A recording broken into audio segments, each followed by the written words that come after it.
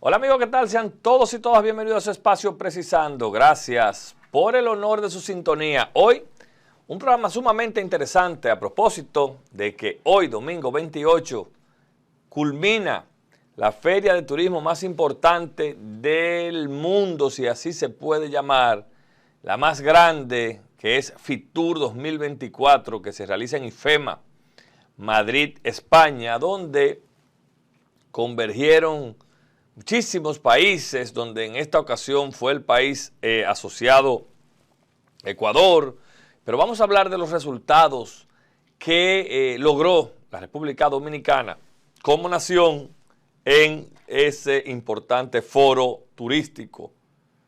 Y en la entrevista central presentaremos en Reservas del Periodismo a Luis Eduardo Lora, don Uchi Lora, quien contará su trayectoria, sus vivencias en la comunicación social. Todo esto después de la pausa.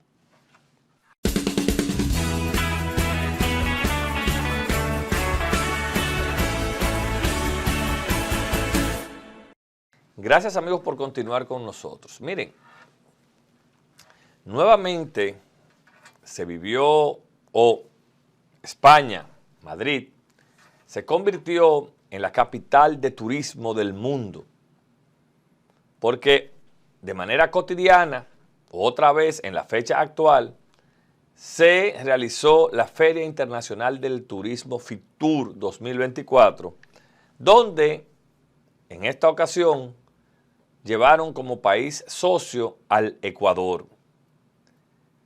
Y paradojas de la vida, el Ecuador pasando por una situación política complicada, pero esto es una especie de respiro para esa nación que cuenta, y yo tengo que admitir que lo desconocía, con un amplio ecosistema y una amplia opción para el turismo.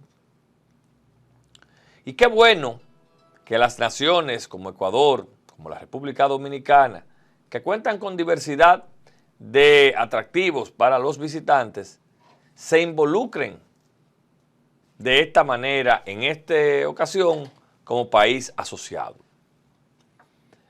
Pero hablando nuevamente de lo que logró la República Dominicana durante toda esta semana en una delegación oficial que encabezaba el ministro de Turismo David Collado, tenemos que sentirnos altamente satisfechos y altamente complacidos de la acogida y el rebote a nivel internacional que ha logrado nuestro país como país, valga la redundancia, receptor de turistas de todo el mundo. Yo me sentí sumamente satisfecho al escuchar las cifras que el Ministerio de Turismo presentó a la prensa española, a la prensa internacional, que se dieron cita en un desayuno que realizaron para exponer los destinos de Miches, Pedernales, Punta Bergantín y otros. Y cuando usted ve que la autoridad de un país se involucra de esa manera en un evento de esta magnitud, en el cual el principal objetivo es promocionar y atraer turistas y atraer inversión, usted tiene que, quiérase o no, reconocer que las cosas se están haciendo bien. Señores, lo que presentó el ministro de Turismo de Miches es algo sin precedentes en la historia del turismo de esa región. Y digo que es sin precedente porque uno automáticamente le mencionaban, bueno, el este, uno se iba a Punta Cana, luego a La Romana. Bueno, señores, hay que ver cómo desde la primera inauguración que fue el presidente de la República post pandemia a un hotel en Miches, ya van 4, se anuncian 4 grandes cadenas que llegarán a ese destino con la finalidad de aperturar el abanico de opciones, y eso es inversión. Pero en el caso de Pedernales, ya Pedernales, como anunciaba el ministro en ese desayuno, la gente lo ve como una realidad.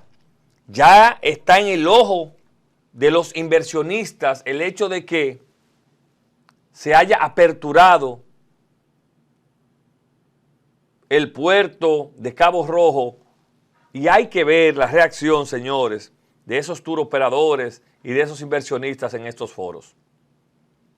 Hay que ver, como veremos en las imágenes, el movimiento en el stand bellísimo de la República Dominicana, donde todos los días se realizaban decenas y decenas de reuniones de negocios. Esto es por la parte del ministerio, en lo que se refiere a los tour operadores.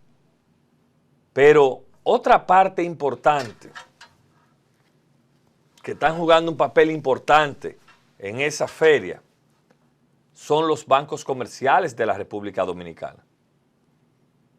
Como ustedes saben, tradicionalmente el Banco de Reservas y el Banco Popular hacen presencia allí. Pero en esta ocasión fue el BHD también. Y eso nos indica que hay un verdadero fortalecimiento y unidad de la banca dominicana en busca de inversiones para nuestro país. El Banco de Reservas realizó su comitiva, que la encabezaba su administrador general, Samuel Pereira.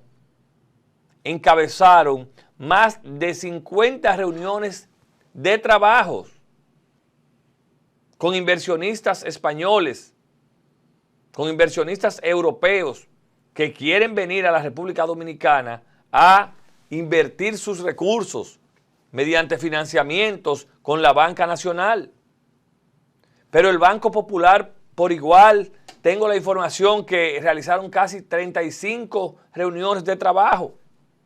Igual el Banco BHD, con clientes viejos, pero con inversionistas también nuevos,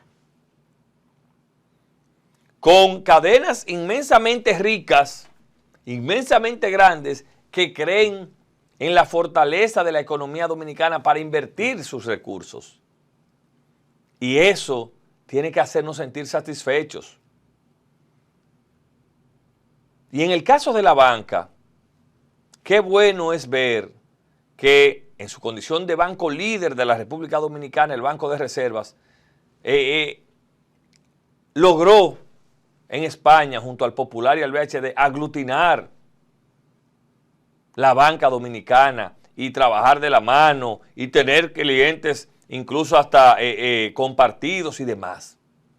Y por primera vez, o por segunda vez consecutiva, los ejecutivos de bancos diferentes asisten a las actividades de otros.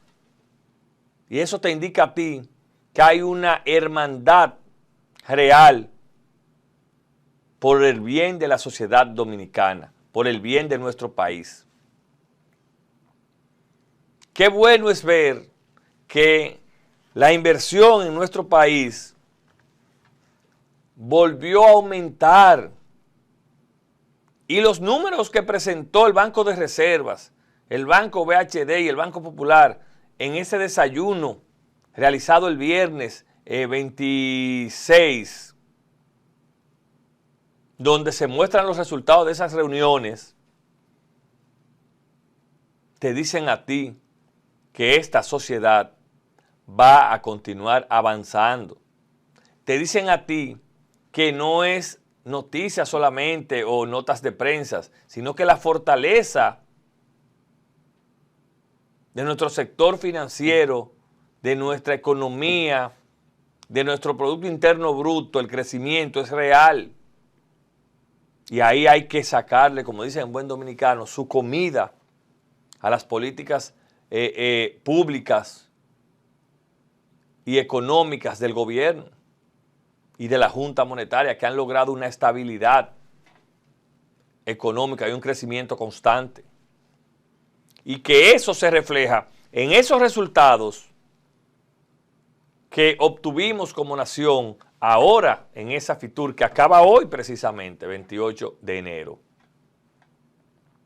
Y que el corazón a uno se le llena de orgullo cuando usted ve que los demás personas, turoperadores que supuestamente tienen que estar en sus stands, se interesan por la majestuosidad, por el calor humano, por las opciones que tiene nuestro país, ofertándola ahí, in situ, en IFEMA.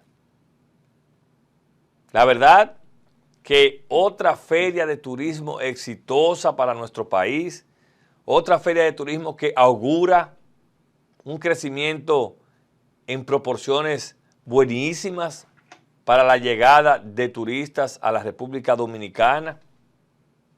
Otra feria de turismo que augura que la participación de la banca dominicana será constante, grande y buena para esas cadenas que se anunciaron se instalarán en Punta Bergantín, se instalarán en Pedernales y se continuarán instalando en Miches.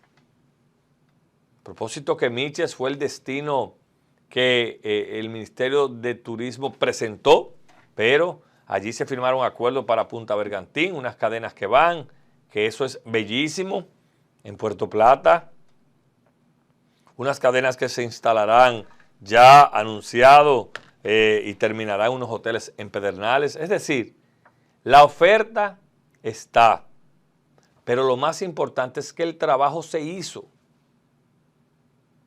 Y uno, aunque tenga que venir a hacer estos programas trasnochados, lo hace contento, lo hace alegre, porque ve que vale la pena el esfuerzo que hace el gobierno central, el esfuerzo que hace la banca nacional para que nuestra economía siga robusta, para que las inversiones no paren. Porque cuando esos hoteles se instalan, desde que arrancan empiezan a generar empleos directos e indirectos. Cuando esos hoteles arrancan, empiezan a generar un movimiento económico sin precedentes en esas sociedades. O váyanse a Miches, como decía un empresario allá en España, para que ustedes vean que los hoteles que hay ya, el 80% son de las localidades, de Miches, El Ceibo, Atomayor.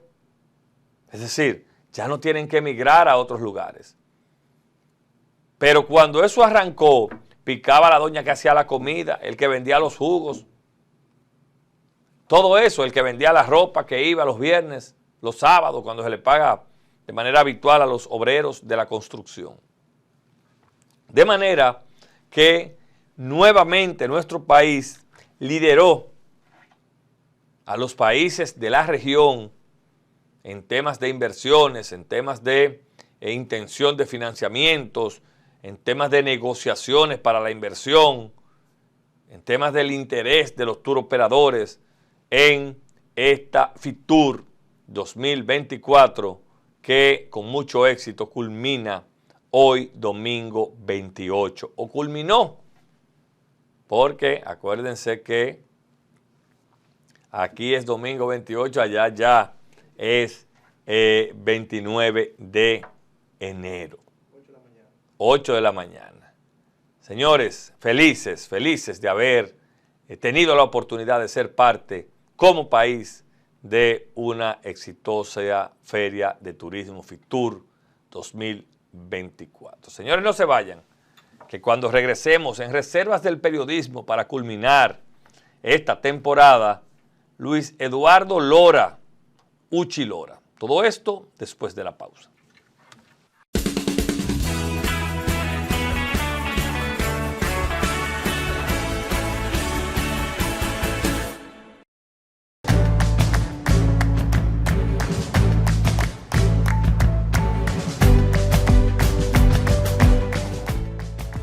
Hola, el Banco de Reservas, el banco de todos los dominicanos, está de aniversario.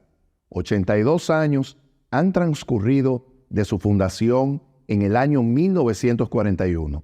Desde entonces, el Banreservas acompaña a la nación en su crecimiento y desarrollo, de la mano con todos los dominicanos en nuestro terruño querido y en otros destinos donde ha llegado nuestra diáspora, y con este motivo les estamos presentando un conjunto de entrevistas que hemos denominado Reservas del Periodismo Dominicano. Celebramos estas efemérides de manera muy especial, invitando a hombres y mujeres a contarnos su historia, observadores como son del transcurrir cotidiano. Estas personas han sido testigos de acontecimientos y cambios, de celebraciones y derrotas, de risas y lágrimas. 12 periodistas que han entrevistado a los protagonistas de nuestra historia reciente conversarán con igual número de profesionales de la palabra de generaciones más jóvenes, en diálogo franco, abierto, distendido y cómplice.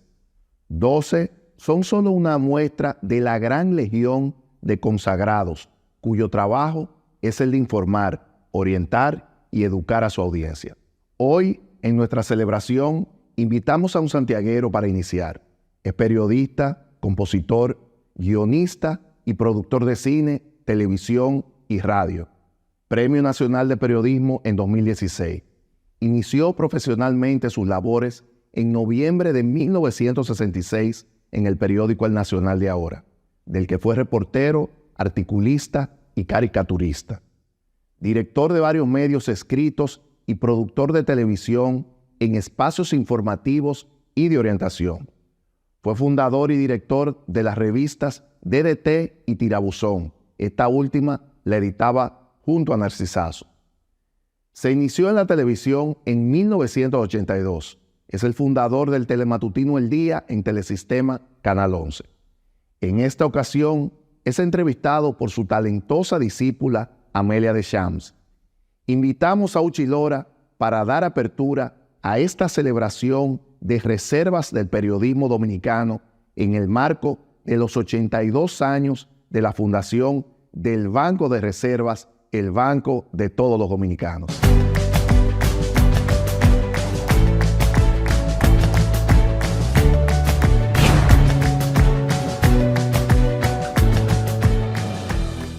Periodista con casi 60 años de ejercicio profesional, santiaguero y aguilucho.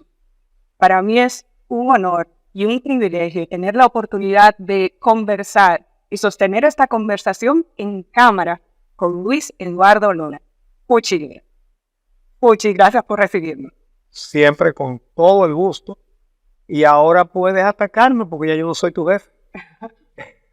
No, yo creo que la oportunidad que tenemos de sostener esta conversación a través de las cámaras es única. Porque ¿cuántas conversaciones no hemos tenido nosotros en privado, en la oficina? Quizás, y espero que esta conversación lo que sirve es para poner a disposición de muchísima gente todas esas historias y esos conocimientos que lo que hemos tenido la oportunidad de tenerlo de cerca, hemos aprendido y hemos aprovechado a lo largo de los años. Y espero que así sea. La entrevista debería yo hacerte a ti para que tú cuentes. Vamos a empezar, Uchi. Uchi, ¿por qué periodismo? Esa vocación la tuve clara desde muy, muy temprano. Yo soy de una familia modesta, clase media baja, ¿verdad? De los años 50, ¿verdad? Nací en el 47. Pero lo que no faltaba en mi casa era periódico, libros y revistas. Todas las revistas eran extranjeras, aquí no se hacen revistas. Y yo me leía todo eso, siendo un niño. Y también me surgió de un regalo que me hizo mi papá, que a un cajetillero que le pagaron para que botara unos cachos de bache viejos de una casa, él vio una máquina Remington de escribir, una cosa antiquísima, y le preguntó que en cuánto se la vendía y se la dio en 2 pesos. Mi papá llegó cargando aquello que era de viejo, porque él sabía que yo era curioso y que a mí eso me iba a interesar. Y efectivamente. Bueno, yo puse la máquina a escribir. Hice mi primer periódico, El Martillazo, cuando yo tenía 8 años. Y los pasos ya formales profesionales como periodistas? ¿Cuándo se dan? Bueno, temprano tuve claro que eso era lo que yo iba a estudiar. Y bueno, y eso estudié. Vino la revolución, eso interrumpió todo. Me acababa de graduar de bachiller, pero los títulos no salían porque había un desorden en toda la administración pública. Los bachilleres no tenían los títulos para inscribirse en la universidad.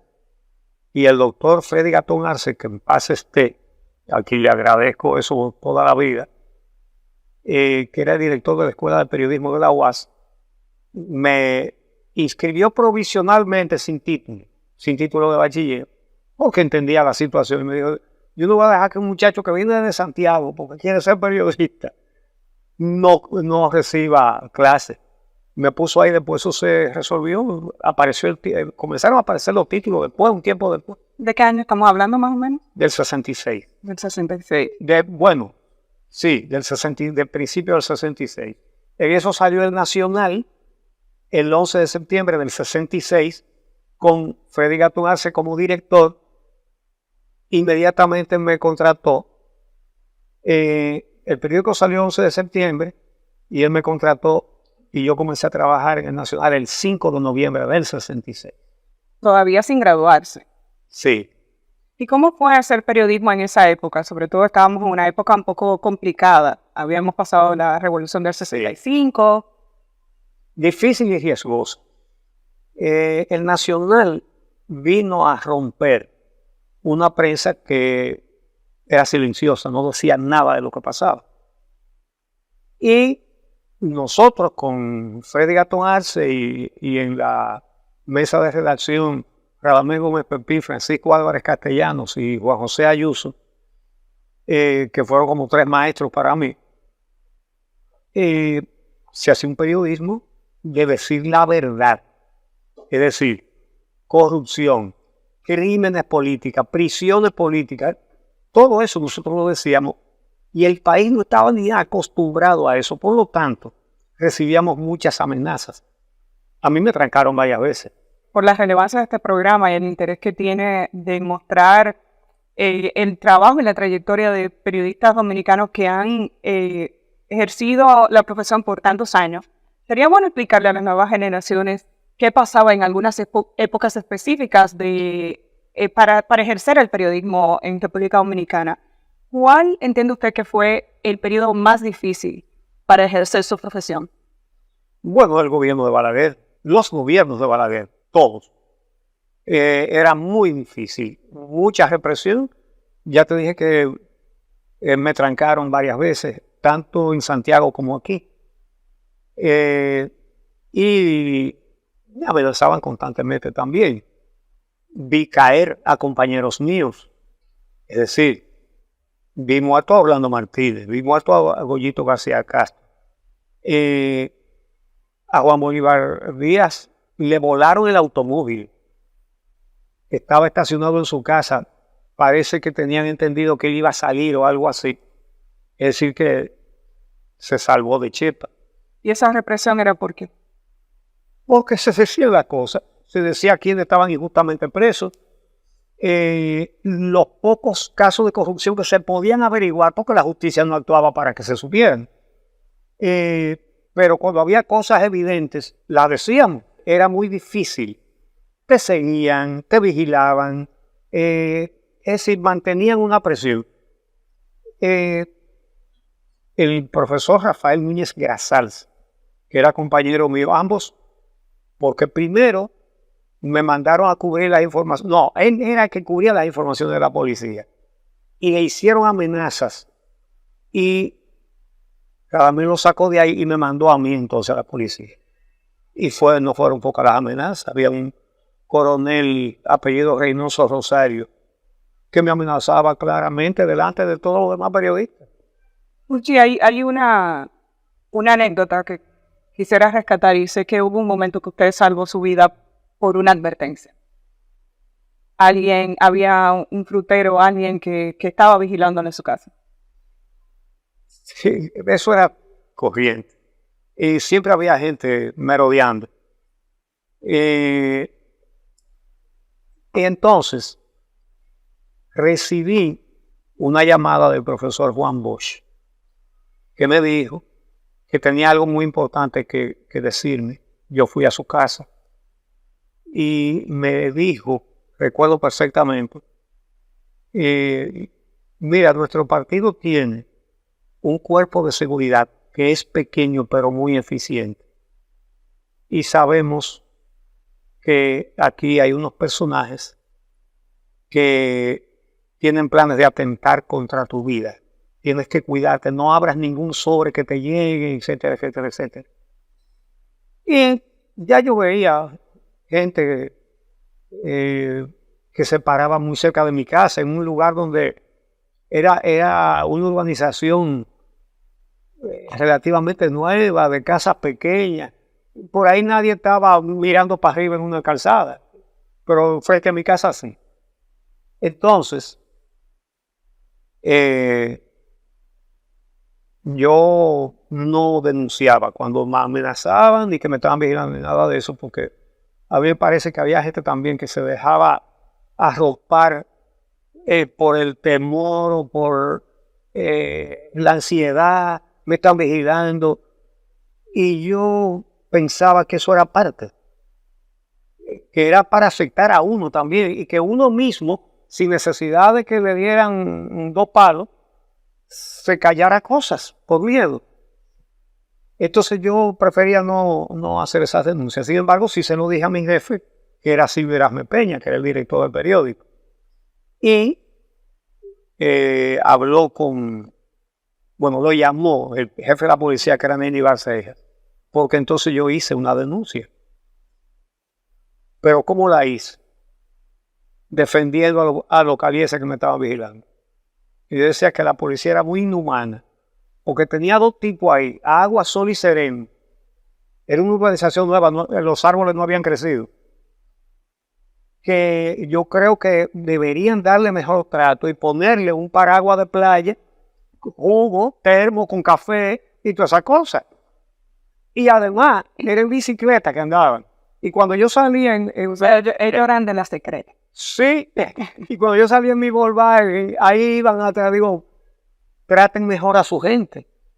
Entonces, fuimos donde Denivar y me dijo, ¿por qué tú dices que te estamos vigilando? Digo, ¿por qué me estás vigilando?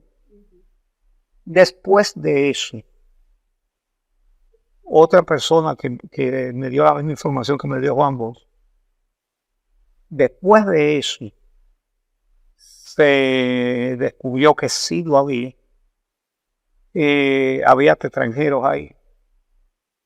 Y entonces me fue a ver un oficial de la policía que lo mandó de Inivar, que me dijo, no serán extranjeros los que le están haciendo asomo a usted. Digo, no me voy a coger ese cuento, son de la policía. Yo estaba convencido de eso. Pero era verdad lo que él me estaba diciendo. Y yo no se lo creía. Había algunos extranjeros. ¿Qué parece que lo buscaron? Y bueno, y ese es uno de los tantos episodios de los que hemos conversado. Pero de la prensa escrita y de ese periodo de los 12 años, usted se va a la televisión. Y mucho tiempo después. ¿Cómo se da ese tránsito hacia la televisión? Sobre todo unas generaciones más jóvenes. Comenzamos a verlo en el show del mediodía, en Punto Final. Sí. ¿Cómo hacer ese tránsito hacia la televisión y además usando otras técnicas para hablar de la actualidad? Fruto de la misma represión y de las amenazas y de todas esas cosas. ¿Por qué? Porque yo me inventé hacer un periódico en Santiago. En mi pueblo, yo quería hacer un periódico moderno. Entonces yo mismo hice un estudio de factibilidad y fui a la Asociación Pro Desarrollo de Santiago, porque esa entidad fue la que le dio origen a la Universidad Católica Madrid Mágister, a la primera asociación de ahorro y préstamo que fue la Cibao, al Instituto Superior de Agricultura, en fin, a cantidad de proyectos importantes. Y dije, bueno, un periódico en Santiago. Yo no tengo 4 pesos en los bolsillos para hacer un periódico. Pero esa asociación ha demostrado, y fui se lo planteé, y les gustó y decidieron apoyarme. Entonces, hicimos el periódico. Pero luego, el dinero lo pusieron ellos, obviamente. Entonces después querían manipularme a mí. Después quisieron, cuando vino ya la campaña del 81, santiagueros estaban con Salvador Jorge Blanco y querían que yo convirtiera el periódico en un boletín de la cosa que se llamaba la avanzada electoral. Entonces, yo me río de algunos periodistas que después decían, Uchilora del PPH, y que yo qué. Yo nunca le he hecho caso a eso. Pero me divertía porque resulta que yo nunca he tenido simpatía, pero sí antipatía política. Balaguer, por la cantidad de muertos y de cárceles y de destierros. Y en esa campaña, en el 81, Balaguer comenzó su campaña en un mitin en Puerto Plata. Y yo andé a cubrirlo, obviamente, es importante, y fue la noticia principal. Pero el empresario, el abogado que estaba de presidente del Consejo de Administración, pues se atrevió a ir donde mí esa noche y llevarme una foto donde se veía poca gente del mitin, que él se llevó un fotógrafo sin decirme para hacerla. Pero yo siempre le digo a los camarógrafos o fotógrafos, según donde ellos trabajan, me toman fotos desde los ángulos donde se vea más gente, de todos. Y entonces yo siempre elegía la foto donde se viera más gente, de cada partido. Como le decían los reporteros, nadie me calcula multitudes, de que un meeting de más de 200,000 personas, no, usted no lo contó. Yo nunca he dicho cuánta gente había en un meeting, ¿para qué? Entonces, porque además no es verdad que tú sabes. Entonces, yo dije, no, esa no es la foto de primera. La foto de primera tengo yo aquí. Y se veía una multitud. Y se puso bravo. Digo, óyeme, tú eres el presidente del Consejo de Administración de esta empresa, el director del periódico soy yo. Yo soy el que sé qué foto que va y qué contenido va en el periódico. Ese fue un punto en que rompimos hasta que me votaron del periódico que yo ideé, organicé, saqué, iba muy bien, y Jackie Núñez me llamó y me dio trabajo en el show del mediodía. Entonces me hicieron un gran favor. Claro, pensaban que me estaban haciendo una gran maldad, pero me hicieron un gran favor. ¿Cómo fue ese periodo del show del mediodía? ¿Y de quién es la decisión de usar la décima como un recurso que está dentro de sus múltiples talentos, como recurso para hablar de actualidad? Además, yo no me imagino en ese programa donde el repentismo estaba en todos los puntos del libreto de ese programa, gente haciendo humor, cómo cae. Narcisazo era compañero mío ahí también. Mira, eso fue idea de Jackie. Ya éramos amigos. Y entonces, le agradezco muchísimo a Jackie. Incluso he llevado a mis hijos a sus tumbas a decirles a ellos lo que yo les agradezco. Entonces, nos juntábamos a chercha, tú sabes, y a menudo había una guitarra, un sancocho y un trago. Y a veces yo me ponía a improvisar estrofas, relajando a los que estaban ahí. Y lo pasaba muy bien. Y un día de esos, Jackie me dice, yo escribía una columna en el periódico La Noticia, se llamaba Quintero. Jackie me dice, ¿tú serías capaz de hacer un comentario diario en el show del mediodía con el mismo estilo en que tú escribes Quintero? Y yo dije, sí. Me dice, ¿y tú serías capaz de terminarlo siempre con una rima, sean redondillas, cuartetas o décimas? Y yo dije, sí. Eso fue un sábado. Me dijo, tú comienzas el lunes en el show del mediodía. Y poco tiempo después Jackie se fue entusiasmando y entonces me puso de productor de su programa otra vez con Jackie. Y entonces, eso fue una época de rescate económico para mí, tú sabes, porque alcanzaba. Bueno, pero a propósito de ese tema, los periodistas ejercen una influencia precisamente sobre un grupo de personas muy grande. Entonces, ¿cuál es la importancia de lo que conocemos como ética periodística, mantener la ética en el ejercicio profesional del periodismo? La ética es la ética en el periodismo, en la medicina, en la ingeniería, en todo. Pero particularmente a mí me parece que el periodismo es ideal para personas que quieren contribuir con el bien común, de tener una sociedad más respirable, más justa. Porque influye. Si se dicen las verdades, si se describen las situaciones reales, pues la gente puede adquirir más conciencia. Y la mejor manera de vivir es cuando todos vivimos un poco mejor. A propósito de eso, y usted acaba de decir, yo no puedo ejercer mi profesión de una manera distinta. En el pasado reciente lo vimos involucrarse con algunos temas, digamos que de una manera diferente. ¿En qué sentido? Me refiero al 4%, por ejemplo, a lo que ocurrió con el movimiento de la Marcha Verde. Usted siempre ha tenido un discurso en contra de la corrupción, pero en estas dos ocasiones, en estos dos momentos, lo vimos prácticamente convertirse en un activista, en un participante de las manifestaciones.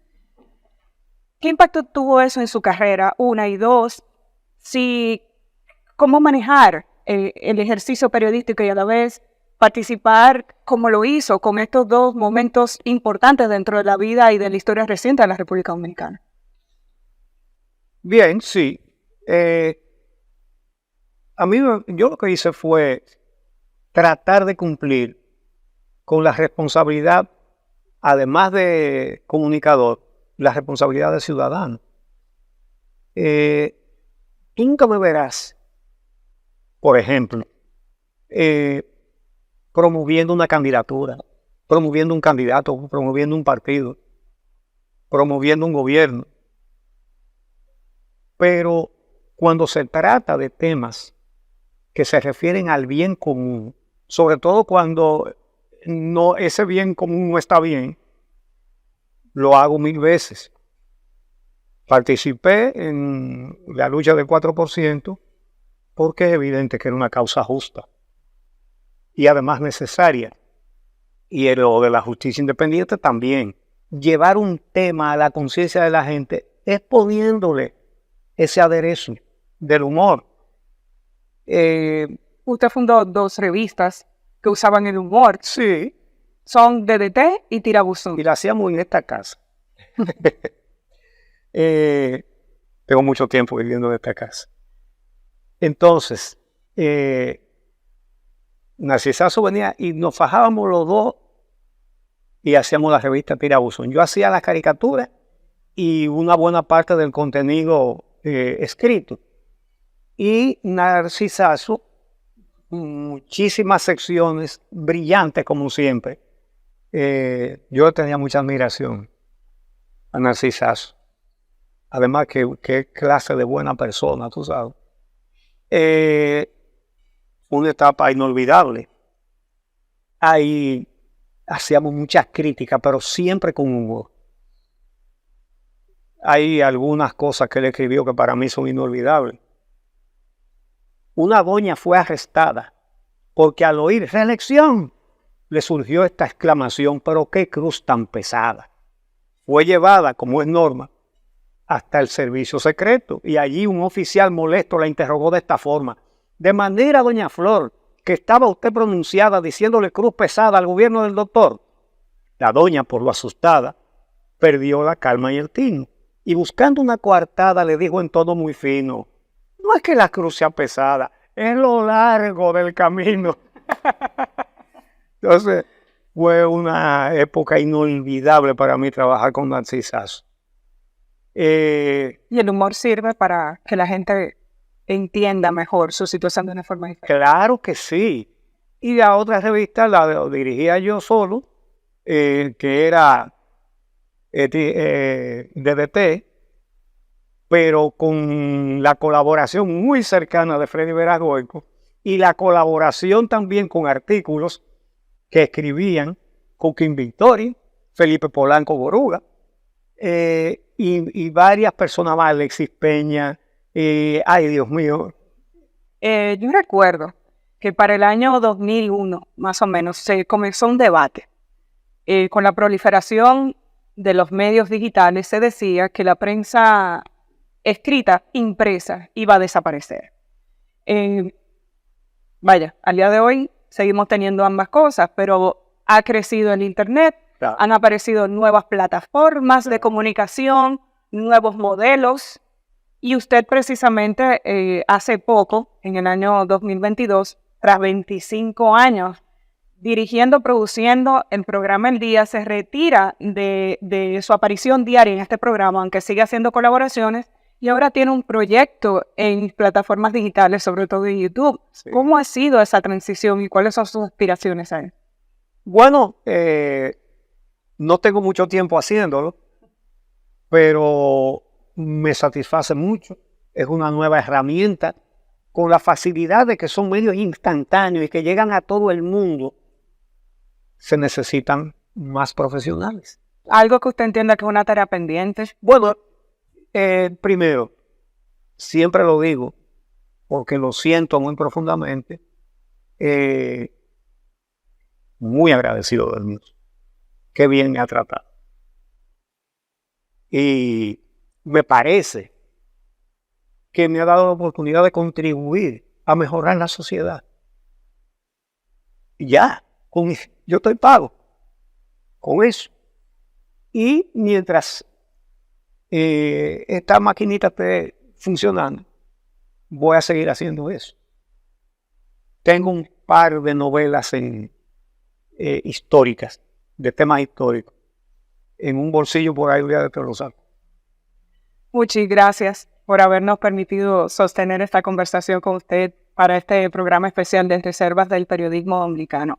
Los dominicanos tenemos un lujo al contar con usted como periodista que ha desarrollado esta profesión, no solamente con muchísimo talento y utilizando todas las herramientas que hemos mencionado aquí, sino con la entereza, con la dedicación, con los niveles éticos que ha mantenido durante todos estos años. Usted es un ejemplo para todos nosotros. Amigos, ustedes acaban de recibir el testimonio imparcial de una hija mía. Con muchísimo orgullo y a mucha honra. Además, espero que todos ustedes hayan podido aprovechar esta conversación. Aprenderemos más en el futuro. Gracias, Uche. Gracias a ti.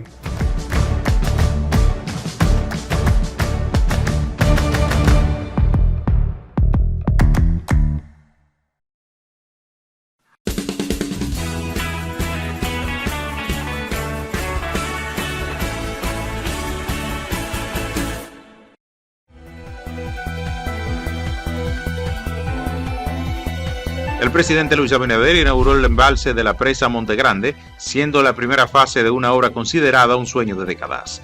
El mandatario resumió los avances de construcción durante las antiguas gestiones y resaltó que en 3 años de su gobierno se concluyó el 60% restante para concluir la construcción del embalse. En otra información, Adrián Beltré fue escogido para integrar la clase 2024 del Salón de la Fama Nacional de Béisbol de Cooperstown, un reconocimiento que premia su histórica trayectoria en este deporte. Beltré fue escogido en la votación que realiza la Asociación de Escritores de Béisbol de Estados Unidos, cuyos resultados fueron revelados el martes. En el plano internacional, en Madrid, el Grupo Martinón y el Banco de Reservas de República Dominicana formalizaron un acuerdo para la construcción de 2 primeros hoteles que operarán el proyecto Punta Bergatín en Puerto Plata bajo la marca de Hoteles Hyatt, los cuales contarán con una inversión superior a los $200 millones. El convenio fue ratificado en la Feria Internacional de Turismo Fitur 2024 en presencia de Gabriel Philip, presidente para Latinoamérica del Grupo Hyatt, Enrique Martinón del Grupo Martinón, Samuel Pereira, administrador general del Banco de Reservas, Andrés Marrancini, director de Fideicomiso Punta Bergatín, y el ministro de Turismo David Collado.